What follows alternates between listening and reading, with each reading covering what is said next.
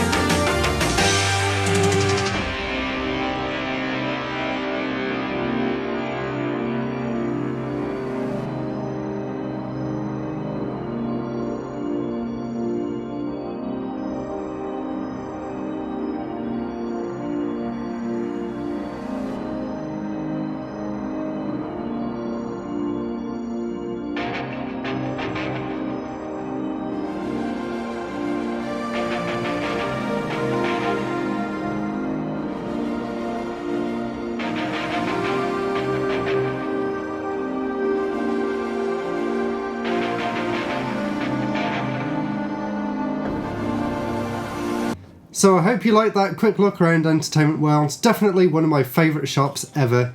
Now let's take a look at what I picked up while I was there. So the first thing we've got here is Lost Kingdoms for the Gamecube. I actually used to have this game, but I think I either traded it in or sold it on eBay many years ago, so I was very happy to find a really nice condition copy of Lost Kingdoms. This is almost brand new, complete in box as you can see. The disc doesn't have a scratch on it. Don't know if you can make it out there, but yeah, perfect condition. And of course it's got the instruction manual and even a little Activision thing to send off to say that you've bought the game. The game, as far as I remember, is a pretty good action style RPG with card-based battles, and there was a sequel as well on the Gamecube, but I've never played that one, but it is one that I'm looking to get in the future. Let me know down in the comments if you've ever played Lost Kingdoms. And it's pretty interesting because it's made by From Software, the same people that went on to make Dark Souls, Demon Souls, Bloodborne, things like that. So if you're interested in that company, this is a really nice bit of history and it's a really good game on its own too. And I also got another Gamecube game. This one's called Evolution Snowboarding and it didn't have a price on it, but because Rob, the guy who runs the shop, is such a good guy, he actually gave me this one for free. So no matter whether the game's good or not, that's good enough for me. But from what I've played so far, it seems like an interesting kind of game. Very much sort of action movie inspired. I wasn't really expecting that, but like the introduction to the game sees you beating up people and going through an abandoned factory, so Not the kind of game I was expecting, but it definitely seems kind of interesting, and I'm looking forward to giving it a go. Oh, and one other interesting thing about this game is the fact that it also includes music videos for some rock bands for some unknown reason. But yeah, pretty interesting. And the next one here, this is Resident Evil for the Sega Saturn. I've been playing through Resident Evil 3 on the PS1 with my girlfriend recently, and I thought it'd be kind of interesting to see what the Saturn version's like. Of course, I've got it on PlayStation, and that's the console that it was most well known for, but I hear that the Saturn version's quite good, and I'd be very interested to see the differences. So I'll get some gameplay for this and put it over the top here, and let me know what you guys think of it. So I was quite excited to get this one. The disc was a little bit scratched up, but he managed to clean it up quite well. As you can see, no real big scratches on it anymore. And unfortunately this didn't come with the instructions, but it did come with one of these advert kind of fold-out things for the Sega Saturn games. And I've decided what I'd love to do in one video one day is just take one of these adverts from a Dreamcast or Saturn game and just look at all the games that are on it and share my opinions on them. Because I always remember growing up that I'd get these in the games and think that I'd want every single one of them because they made them all look really cool, really colourful. So I'd love to do a video like that in the future where I just get every game from one of these and just talk about them. But yeah, that's Resident Evil for the Sega Saturn. And the next game we have here, another complete in-box game. This is Need for Speed Carbon Own the City for the Game Boy Advance. And this one's... oh, the game's not in there, it's actually in the GBA itself. I'll get some video of it and put it over this. This game's kind of interesting because, as I'm sure you know, the GBA isn't really known as a 3D powerhouse, but it's always interesting to find a game that does 3D on the Game Boy Advance. And this one, from what I've heard, is quite good.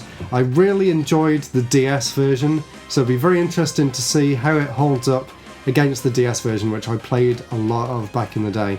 And Need for Speed Carbon's one of my favourite Need for Speed games, and I'm actually trying to get every single game in the Need for Speed series. Join me next week when I do another pickups video from another game shop I went to in Birmingham called GameSmart. I actually picked up a few more Need for Speed games from there, so look forward to that one next week. And two more games now. This one was slightly disappointing. The game was on the shelf like that. If I can get the camera to focus on that instead of me. There you go. So as you can see on the side of the game there, it says Bomberman Fantasy Race, but unfortunately inside it's not Bomberman Fantasy Race, it's actually just regular Bomberman, which I think I've already got, but never mind. At least I've got the case for Fantasy Race, so I could go on eBay and just pick up the disc on its own. But yeah, kind of bummed out about that. I didn't realise until I got home, but the original Bomberman game for the PS1 is really good, and I'll definitely try and get Fantasy Race to fill out this case and maybe give it a bit of a go in the future. But that's kind of the only downside to this shopping trip. And I'll end on an up note. This is the last game that I picked up from here, and definitely the most exciting one, saving the best till last. It's just got a HD re-release on the Switch, and it is Grandia. Unfortunately, it's the exclusive cover, not the original one, so the game's just sort of in the middle of the box like that, but it's in really nice condition, and I hear it is an amazing game. I've never actually played it. As you can see, it's got both the discs out. I will give it a go and put a little bit of video over the top, but it will be a while until I get around to playing this because I have a lot of RPGs on my backlog. In fact, when I've finished Octopath Traveler, that's a video that I'm going to do on here and let you guys actually decide the RPG that I play next. And as you can see, it came with the instructions as well, so I'm really looking forward to giving this one a go at some point in the future. So, thank you so much for watching. I really hope you enjoyed this look at some of my pickups from my favourite game shop, Entertainment World. Join me next week where I go to another game shop, GameSmart, and show you some of the pickups that I got while I was there as well. Hope you really enjoyed it. Let me know down in the comments what was your favourite game that I picked up. And if you've ever been to the shop, let me know what you think. And if you haven't, you should definitely go and check them out. I'll put a link in the description to their Facebook page. That's probably the best way of contacting them. Anyway guys, I'll see you next week for another episode. Goodbye.